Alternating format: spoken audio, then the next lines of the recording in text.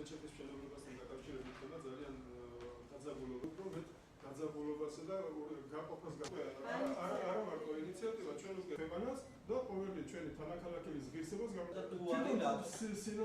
სიტყვა წინააღმდეგ მივაწვით თელ საზოგადოებას.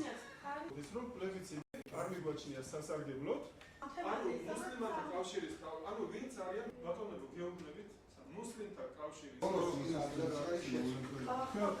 პლებიციტის ანუ რეფერენდუმის ჩატარება ამ საკითხთან დაკავშირებით არ მიგვაჩნია სასარგებლოდ, რადგანაც იგი კიდევ უფრო გამოიწვევს ორ რელიგიის წარმომადგენელ ძმებს შორის კიდევ უფრო გამოიწვევს დაპირისპირებასა და გაღიზიანებას. ამიტომ აქ მოგებული მხარე არ შეიძლება რომელიმე იყოს.